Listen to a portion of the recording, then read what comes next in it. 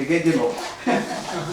O problema da seriedade nós temos que ter coerência técnica na cidade, ou coerência política, coerência social. Quer dizer, não é porque um grupo decidiu isso ou aquilo que a cidade tem que aceitar. Eu não sei se você lembra, eu assisti um vídeo esses dias falando o seguinte, que eu acho que era nos anos 50 nos Estados Unidos, tinha os bondes elétricos. E daí a General Motors fez um acordo com o poder dos Estados Unidos para tirar os bondes elétricos e vender ônibus. Foi isso então que isso aconteceu. também é uma questão, né? Às vezes, por que tem metrô? É uma questão de interesse também. Mas o metrô, ele veio até no começo, ele chegou a falir, sabia?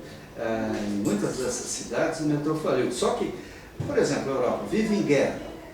Por que é o metrô? O metrô é um abrigo antiaéreo. Imagine quantas pessoas se salvaram graças aos túneis do metrô. Né? Então, quando se analisa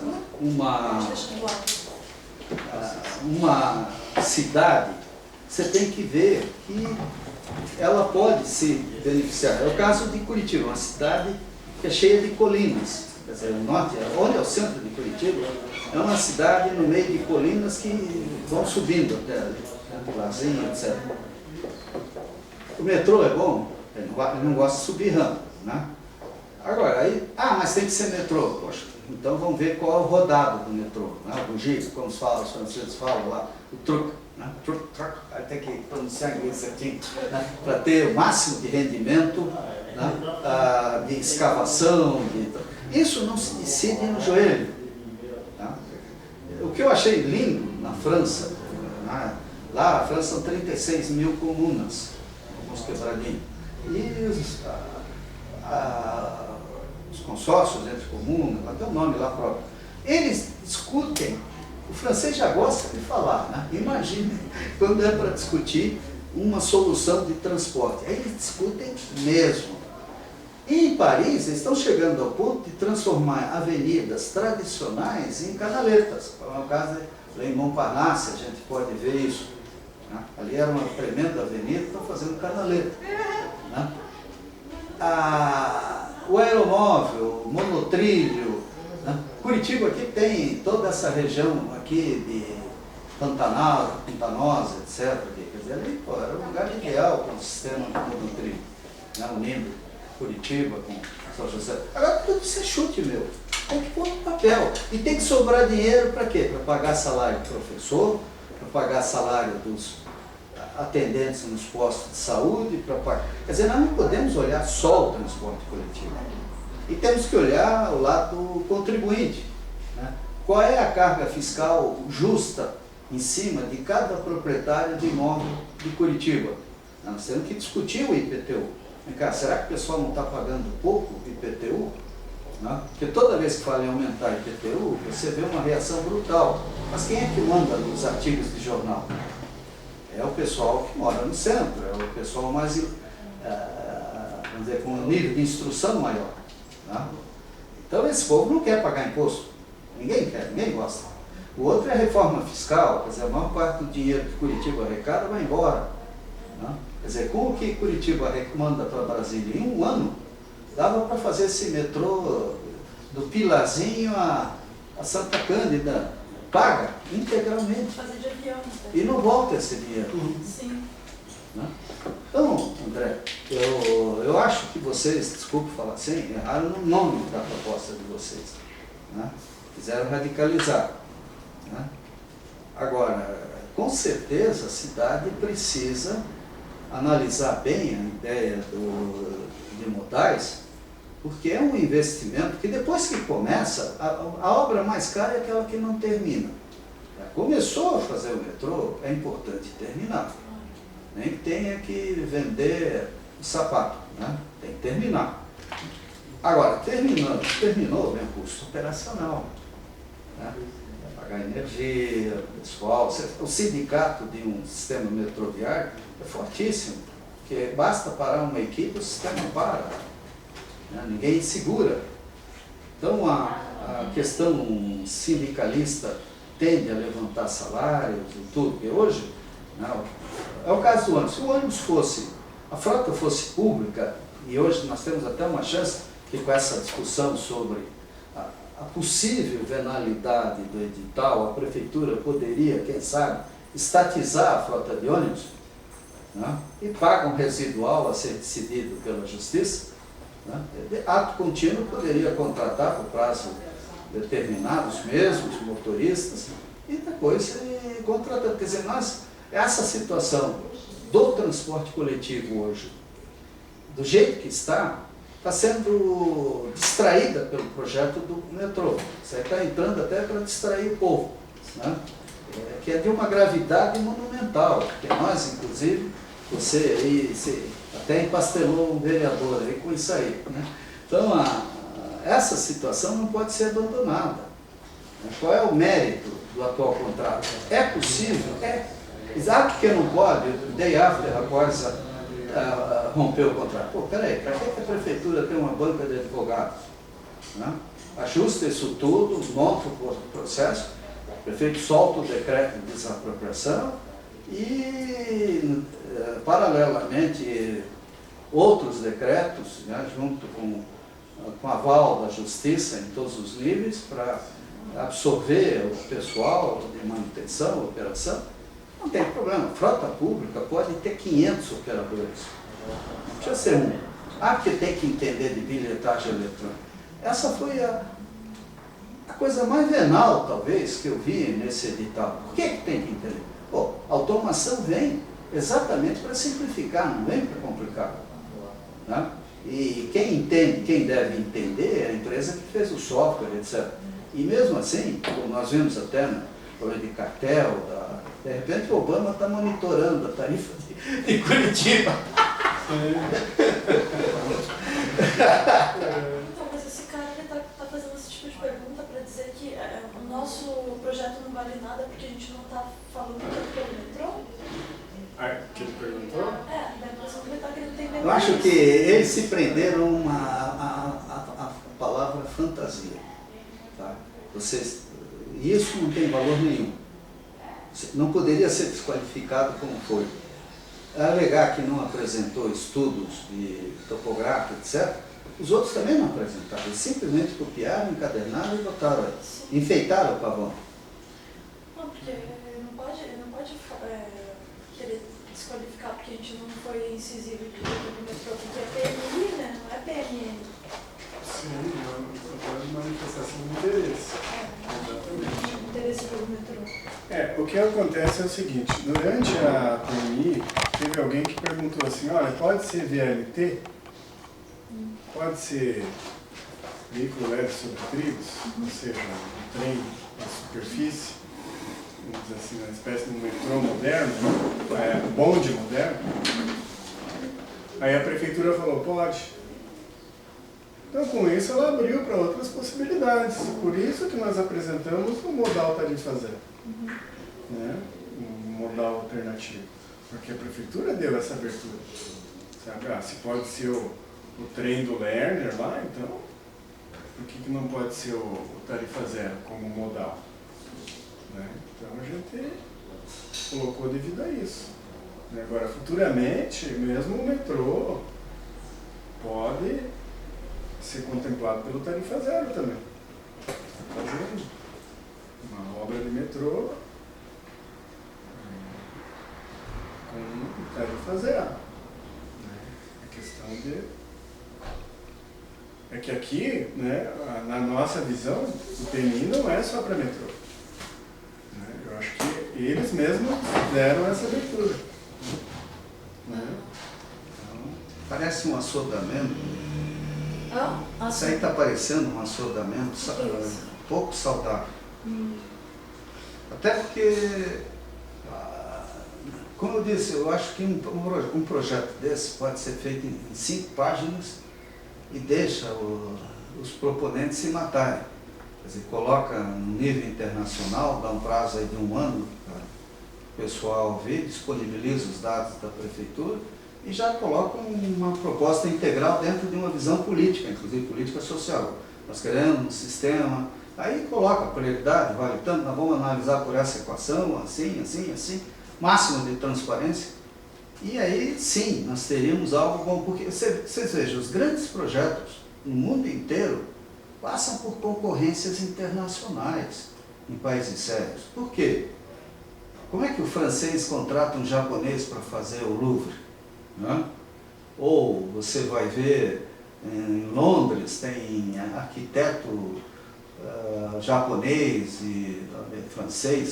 Sabe o que acontece? A gente às vezes tem um certo fetiche assim, pela tecnologia, né? Mas aqui em Curitiba falta linha de ônibus. Falta, lógico que falta. Muitas linhas de ônibus. Mas então o transporte coletivo não está cobrindo a cidade. Mas por que não está? Mesmo lá em Colombo, né, a gente tem alguns colegas lá que têm um problema de deficiência. Não há dúvida. E eles não têm transporte que chegue assim até a região onde eles estão. André, nós temos que contratar serviço, não capital. Quer dizer, esse negócio da frota ser do operador, isso é criminoso. Tem que pagar por quilômetro. Mas o que eu queria colocar assim é que talvez a solução não seja assim tão tecnológica, né? Talvez a solução seja um pouco mais política, no sentido de fazer a população participar desse debate. Né? Mas ela participa, mas não entende. O problema principal não é a opinião, essa é uma utopia política, tá? Porque há sutilezas muito sérias aí. É lógico, se você perguntar para qualquer pessoa, ela vai querer o melhor. Isso é inegável. Agora, como é que você viabiliza isso? Nós tivemos, quando o Requião foi prefeito aqui, a proposta da frota pública. Pô, isso era fantástico. Né? A URBS não entrava na tarifa. A operação deveria otimizar a frota em função das necessidades da população e não... O empresário, ele se qualificava pela capacidade de fazer manutenção, operar, cuidar de motorista, coisa assim. Nós, em vez de 5, nós podemos ter 500 empresários. Né? Cada uma frotinha lá, pega 5 ônibus aqui, 10 ali, 30 lá. Né? É uma questão de analisar, para evitar cartel, evitar uma série de coisas. Né? O que houve é que o pessoal fugiu, o diabo na pia d'água benta, né? A turma que era responsável, os grandes donos do transporte coletivo urbano de Curitiba, tem um poder colossal político, né? Porque a política no Brasil, quem manda é patrocinador de campanha, ela moeram com essa ideia. E fica distraindo o povo, futebol, carnaval, não sei o quê, procissão, né? E esquecendo, o povo vira sorvetão. Isso aí. Agora, não é a questão de dizer, tadinho do povo, ele tem que fazer tudo por ele. Não, de modo algum. Qualquer cidadão, por mais pobre que seja, ele tem direitos e deveres. Né? O pai do meu pai, a minha avó fugiu de casa para casar porque ele era um eletricista e andar com escada nas costas. Né? Ela era filha de um italiano e uma alemã, imagina. Né? Então, e eles se deram bem. Meu avô, quando morreu com 64 anos, era um dos homens mais ricos de Florianópolis. Sustentava a família inteira e mais algumas. Então, a questão toda é competência, disposição para trabalhar, é vontade. Nós não devemos estimular a malandragem. Né? Agora, dentro de uma lógica de urbanismo, o que me preocupa tremendamente é a criação das monstrópolis. Por exemplo, faz sentido viabilizar mais uma montadora dentro de Curitiba com renúncia fiscal? Uma montadora cria um impacto colossal. Né? É o que aconteceu ali com a Renault, uma área que era de preservação ambiental, hoje está ocupada de ponta a ponta. Isso foi... Quanto custou isso, do ponto de vista social? Né? O cara se elegeu porque trouxe a Renault para Curitiba. E o custo disso aí? Né? Então, esse subsídio, é subsídio, tudo bem, então você vai montar lá em Vaiporã, vai montar a fábrica tua lá na Caixa Prego, porque lá sim, lá o pessoal precisa de trabalho, de levar faculdade de medicina, né? Gerar oportunidades. Então essa concentração está gerando monstrópolis. É que nem eu morei em São Paulo em 63, era uma maravilha. Hoje, se você não tiver GPS, você se perde lá dentro. É prédio para todo lado. Não, é que essas montadoras, elas vêm para cá e aproveitam uma infraestrutura existente. Né? Não, e é pior, é a renúncia fiscal. E ainda por cima ganham para isso. Né? Lógico. Ganham a renúncia. Não tem que pagar nada. Nada.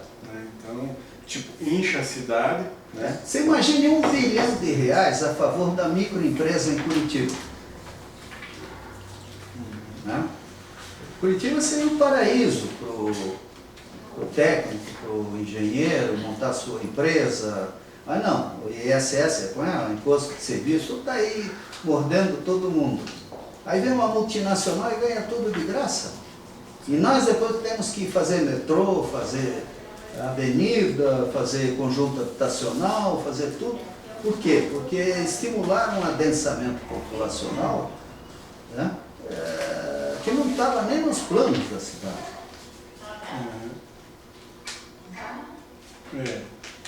Olha, e aí eu acho que aqui temos assunto para uma polêmica sem parar, mas é uma guerra, uma luta em glória, né? É óbvio, nós não temos espaço para controlar a imprensa ou ter acesso a uma grande imprensa. Em segundo lugar, também não há o interesse deles. E o tempo vai passando, quer dizer, daqui a pouco nós vamos ter que ter transporte, nem que seja em cipó, aí, colocar nos prédios, assim, fazer uma malha de cipó. O cara vem, vai, o problema vai ser sincronizar o pessoal aí, porque, pô, a turma tem que ir trabalhar, tem que voltar, tem que morar, tem que viver. Sim. Mas que está tudo errado, está, isso não há dúvida. Onde é que está o planejamento urbano?